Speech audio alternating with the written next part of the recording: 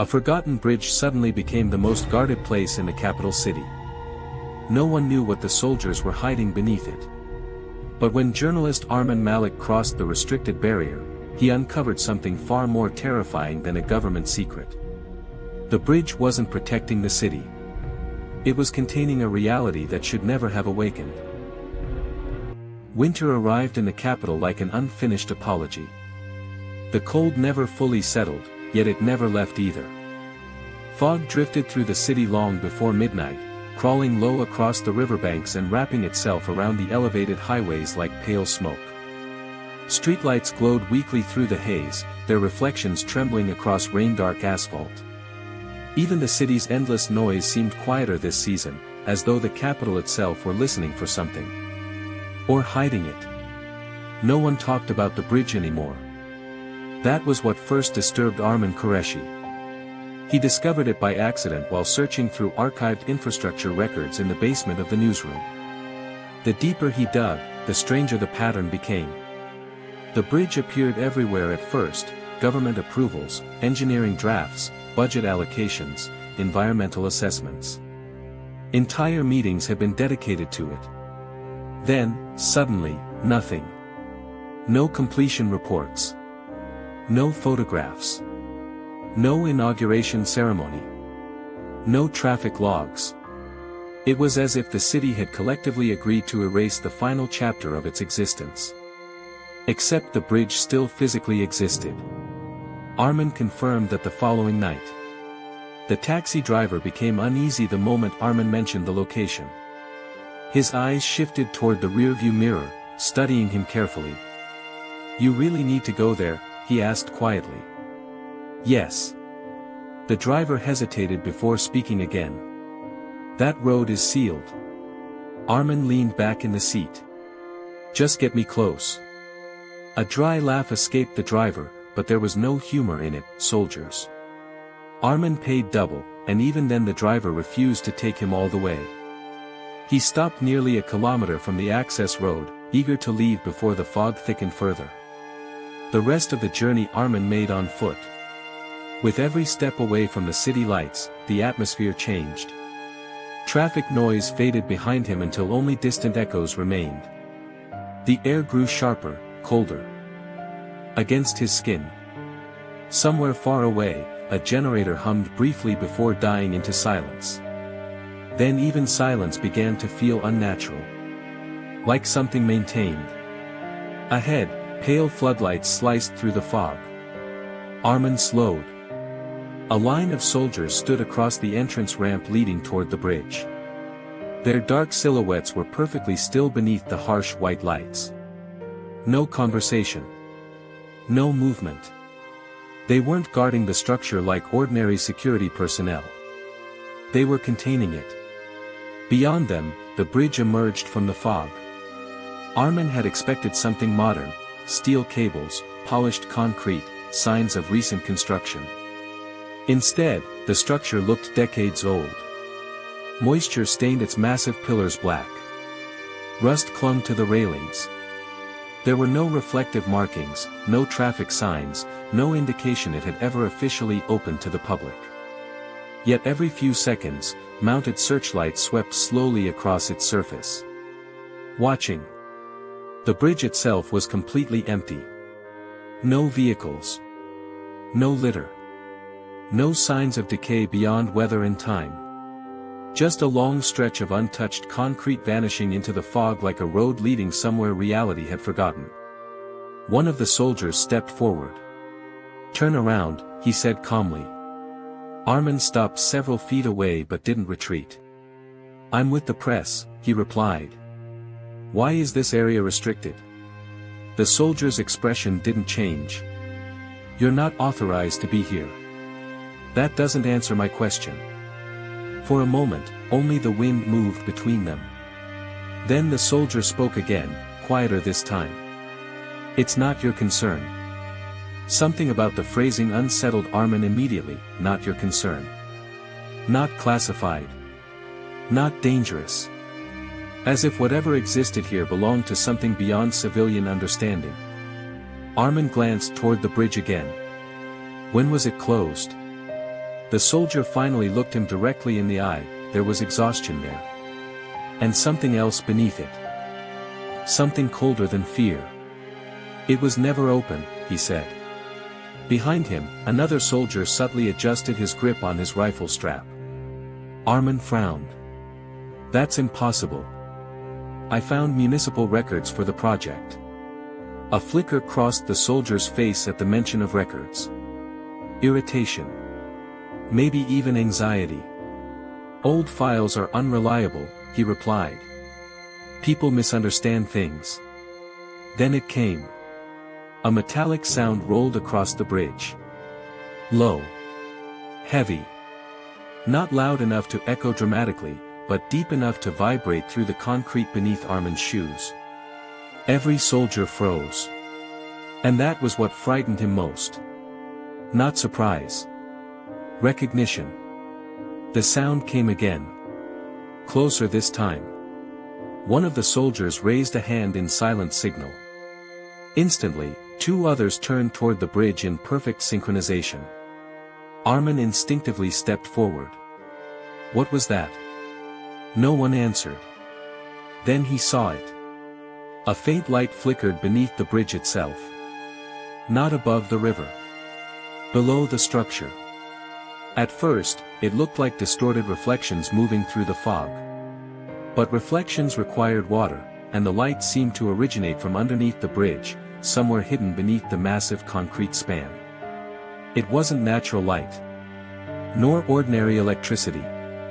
It glowed with a muted precision, controlled and deliberate, like illumination buried deep underground. The soldier nearest to Armin moved quickly now, stepping directly in front of him.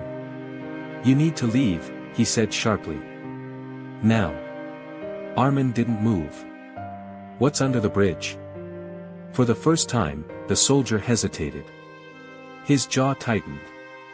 His eyes flicked briefly toward the fog-covered span before returning to Armin.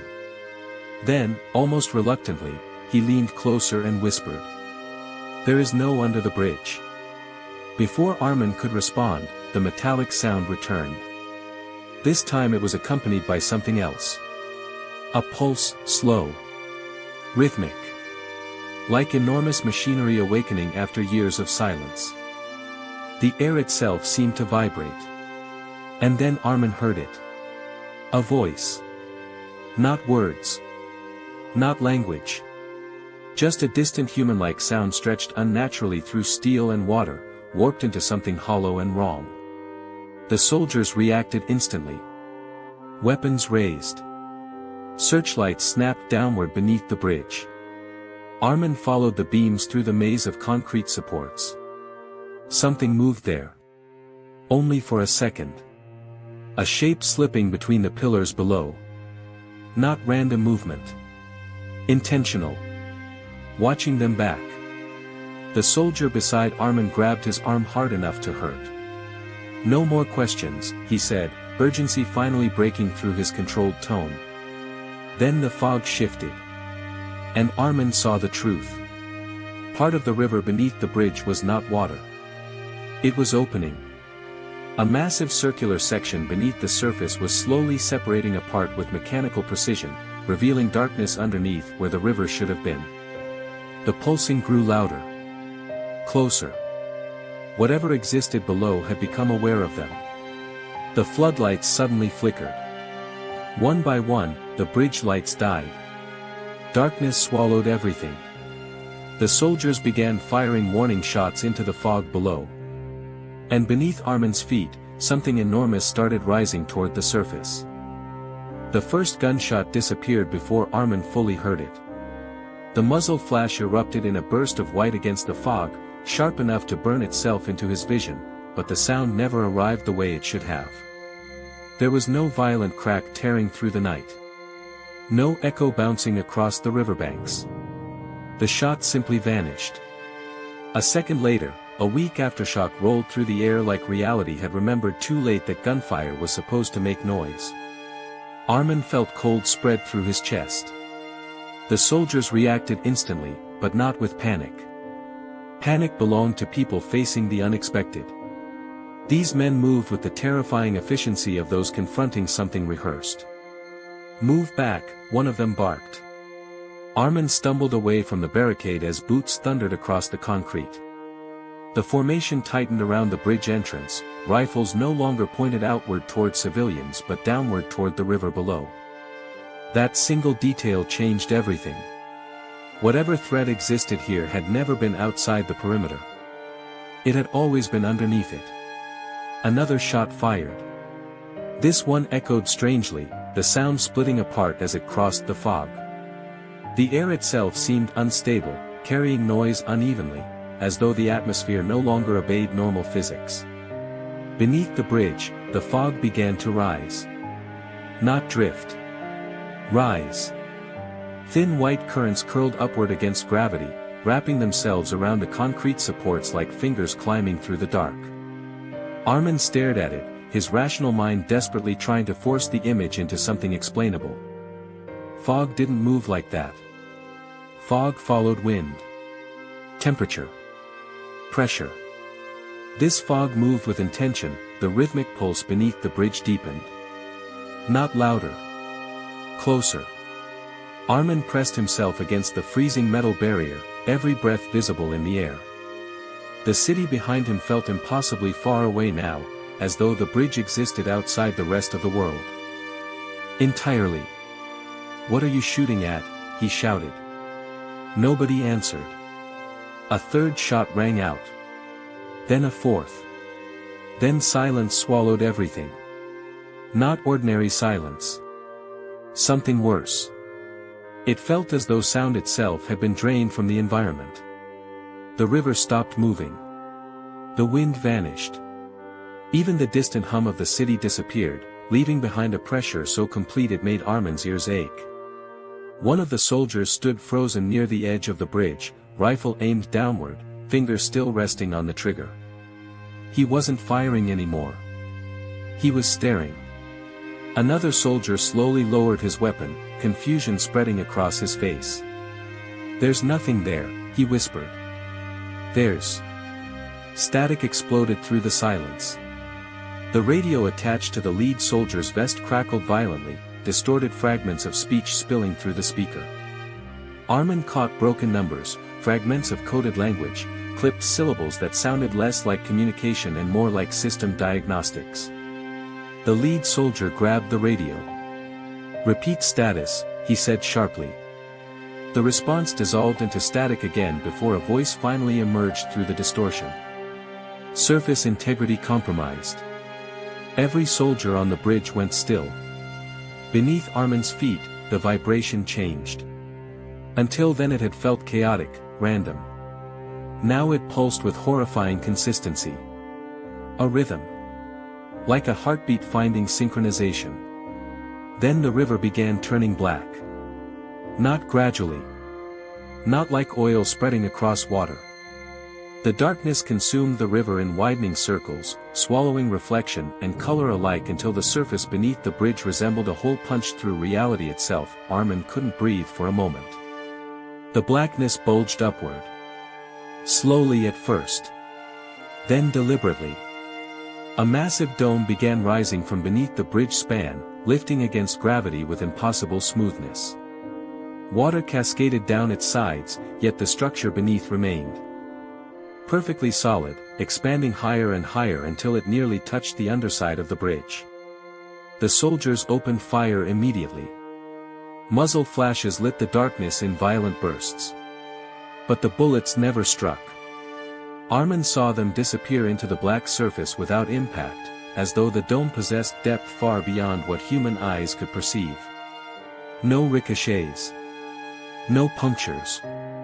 Only absorption. Run. Every instinct in Armin's body screamed the word. But he couldn't move. Something deeper held him there. Not curiosity. Recognition. A terrible feeling clawed through him, as though some buried part of his mind had encountered this nightmare before. He felt memories trying to surface, memories that did not belong to him. The bridge groaned overhead. Concrete supports trembled.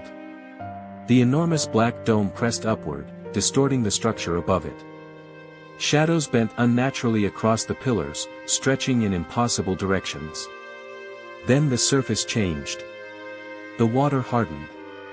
Not into ice. Into something darker. Smooth. Reflective. Dense as obsidian. It resembled black glass, but its reflections were wrong. Armin stared into it and saw movement inside. Shapes drifted beneath the surface. Human forms, or something close to human, elongated and twisted like bodies seen through deep ocean pressure. Their limbs appeared too long, their movements too slow, as though they existed in a place where time itself had thickened. One soldier stepped backward. "There's no visual lock," he muttered, voice trembling now. "There's nothing to target." The radio snapped alive again. This transmission came through with terrifying clarity. "Containment breach confirmed." The soldier gripping Armin's arm tightened his hold hard enough to bruise. "You need to leave," he said again. But this time the word sounded less like an order and more like fear. The black dome cracked. A thin fracture spread silently across its surface. No explosion. No violent rupture. Just the elegant sound of something ancient deciding to stop pretending. The crack widened. Something moved behind it. Armin leaned forward before he realized he was doing it. A hand pressed against the inner surface of the black glass. Human in shape. But wrong. The fingers were too long. The joints bent subtly in unnatural directions, pressing carefully against the fracture like something studying the weakness of a cage. The soldiers fired again in controlled bursts. Bullets vanished into the crack without effect. And still the fracture widened. Then the voices came. Not one voice. Many. Layered together in uneven rhythm, overlapping so densely they became almost impossible to separate. None formed complete words, yet the emotion inside them was unmistakable. Recognition. Not directed toward the soldiers. Toward something else. Toward him. Armin's throat tightened. For one brief instant, the black surface reflected something impossible. Not the river. Not the bridge. The city skyline appeared upside down inside the darkness, submerged beneath an endless black ocean. Towers stretched downward into infinity, distorted beneath dark water that should not have existed above them. And moving through that drowned city were structures unlike anything human beings had ever built. Massive. Ancient. Alive. The soldier nearest the radio spoke again, voice cracking at the edges despite his effort to remain composed. "This is Unit Delta," he said. "Blackwater Protocol is active. Repeat, Protocol is active. We are no longer containing." Static answered him. Then a calm voice emerged. "Cold. Certain. Then you are inside it."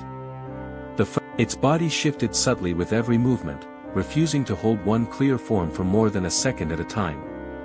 Then it turned toward the bridge. Toward them. Toward Armin. What should have been its face tilted upward through the fog. And suddenly the soldiers stopped aiming at it. Armin realized, with a surge of horror, that every rifle on the bridge had turned sideways. Toward each other.